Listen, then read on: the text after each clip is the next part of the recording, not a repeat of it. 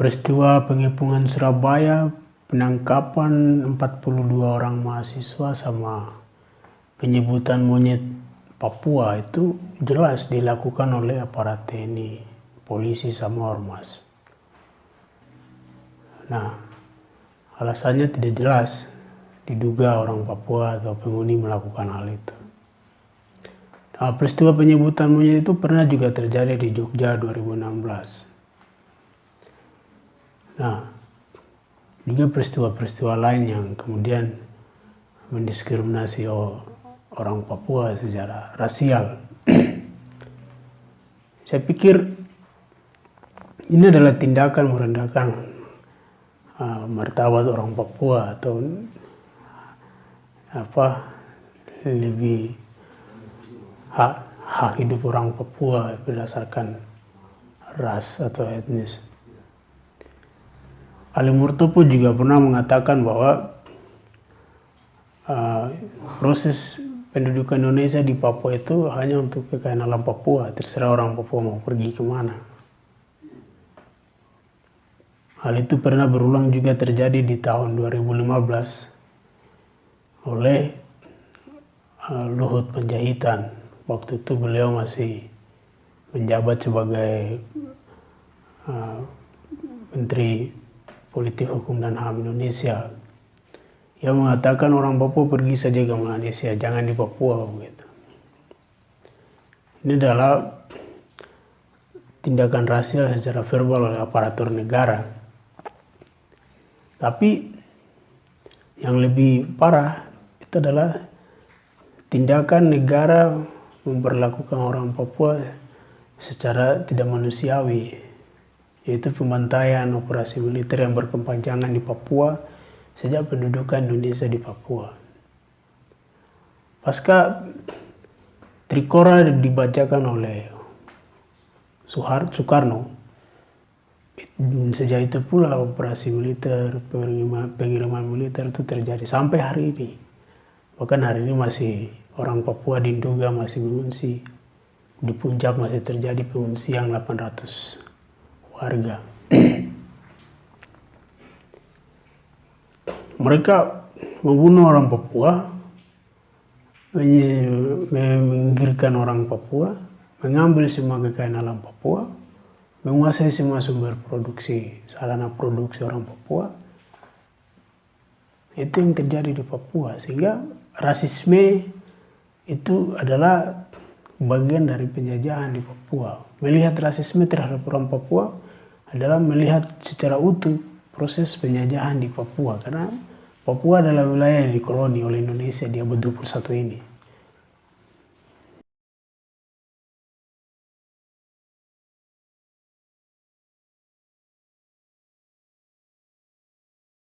Pasca peristiwa Surabaya itu disambut dengan gelombang aksi spontanitas yang datang dari Papua, Indonesia juga internasional. Aksi mengecam tindakan represif oleh aparat. Bahkan di Papua, rakyat mengatakan rakyat merdeka atau meminta referendum, diikuti dengan pengibaran bendera dan sebagainya. Begitu juga di Indonesia, mahasiswa Papua mengibarkan bendera di Jakarta, Semarang. Tetapi di tengah situasi ini sedang berjalan, kemudian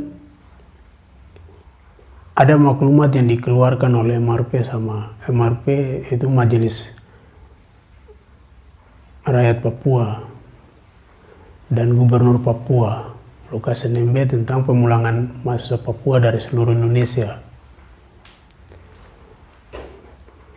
Tentu momentum kebangkitan semangat perlawanan rakyat Papua secara spontan sampai terorganisir di mana-mana itu AMP melihatnya disambut oleh kepentingan elit politik Papua tadi, gubernur dan MRP. Karena lagi-lagi dinamika beberapa hari ke sini, mereka berdiskusi, berdialog tentang otsus di Jakarta, otonomi khusus. Di mana otonomi khusus itu akan dilakukan perpanjangan dalam aturannya 2 tahun sebelum masa berakhir.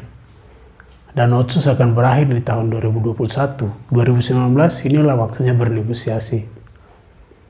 Nah, sehingga situasi yang terjadi sekarang di mana elit politik Papua itu serius bicarakan soal otsus Papua diperpanjang atau bagaimana, otsus plus. Ini situasi yang pernah juga terjadi di tahun 2000 pertama kali otsus itu lahir.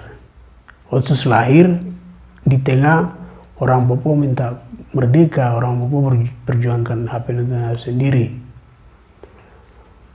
Di tengah orang Papua sedang berjuang Papua merdeka, elit-elit politik Papua yang datang dari partai Golkar, pengusaha dan sebagainya membentuk tim yang disebut tim 100 ke Jakarta dan negosiasi soal Papua merdeka atau otonomi khusus. Nah, otonomi khusus itu dikasih dari Jakarta ketika rakyat Papua menuntut kemerdekaan, maka lahirlah otonomi khusus itu. Sehingga otonomi khusus itu diberikan untuk meredam keinginan rakyat Papua untuk merdeka itu. Otonomi khusus dikasih oleh Jakarta bukan permintaan Papua. Dan otonomi khusus itu adalah penjajahan baru di Papua setelah runtuhnya Orde Baru di Papua. Karena justru otonomi khusus melahirkan ketergantungan. Nah, hal yang dilakukan oleh MRP dan Lukas NMB oleh Gubernur Papua adalah bagaimana memboncengi aspirasi bangsa Papua Barat hari ini untuk tawar-menawar kepentingan perpanjangan otsus untuk sekian tahun setelah masa berakhir di 2021. Sehingga rakyat juga mahasiswa jangan mudah percaya kepada elit politik Papua. Karena ketika tawar-menawar itu antara Jakarta dan Papua menuju jalan yang buntut, itu bisa saja elit politik Papua buka Garuda dan bicara soal Papua merdeka, atau bisa saja mengibarkan bendera di seluruh tanah Papua yang dipimpin oleh elit-elit Papua ini. Nah, itu mulai terjadi sekarang, di mana ada beberapa anggota DPR Papua, elit politik Papua mulai bicara soal referendum Papua merdeka dan sebagainya. Sehingga ini rakyat harus hati-hati melihat dinamika ini. Karena ini dijadikan alat untuk bagaimana tawar-menawar antara Jakarta dan Papua. Rakyat mesti harus percaya kepada kekuatan sendiri, mesti harus percaya kepada gerakan rakyatnya sendiri untuk membangun kekuatan, mengambil alih kepemimpinan, mengambil alih komando untuk menuju kemerdekaan. Jangan lagi berharap kepada elit politik itu menentukan jalan bagi kemerdekaan. Itu akan menuju buntutisme.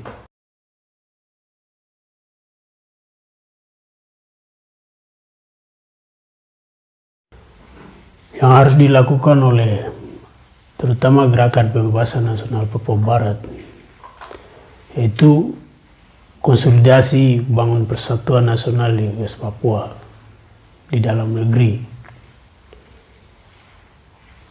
Mulai konsolidasi dari setiap wilayah, kota-kota, setiap gerakan untuk membangun persatuan nasional, untuk mengambil alih kepemimpinan, mengambil alih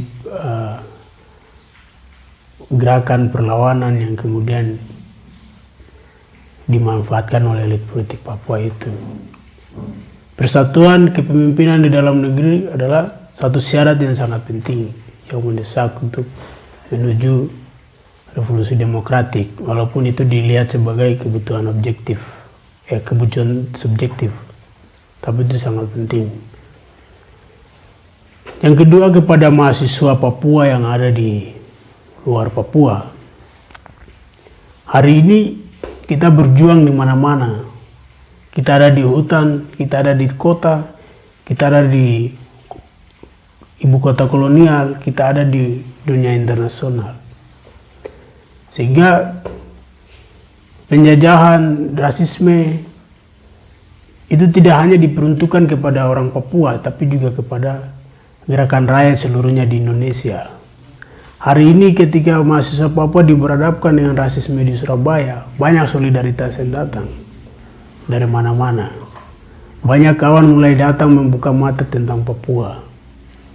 Nah, maka kepada mahasiswa Papua di luar Papua, terutama di Jawa dan Bali, mulai bangun solidaritas, mulai bangun kekuatan bersama,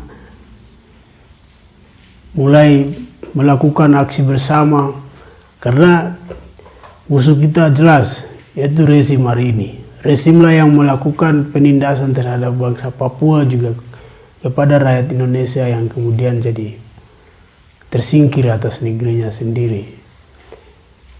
Nah, untuk meruntuhkan rezim, saya pikir dengan membangun sebuah kekuatan besar di Indonesia, dengan bersolidaritas, dengan membangun konsolidasi, rapat akbar dan sebagainya, satu kekuatan yang besar kita akan temukan untuk bagaimana mengepung Jakarta. Mengepung Jakarta, kita buktikan bahwa rakyat bersatu tak bisa dikalahkan. Sebab tuntutan hak penentuan nasib sendiri tidak hanya diperuntukkan kepada bangsa Papua, tetapi juga kepada buruh yang hari ini ditindas oleh pemodal, juga kepada kelompok minoritas, LGBT dan sebagainya yang kemudian yang berdampak akibat daripada rezim yang berkuasa. Maka tugas kita di sini adalah belajar melawan, belajar berjuang secara bersama-sama. Yang itu tidak terlepas dari perjuangan pembebasan bangsa West Papua.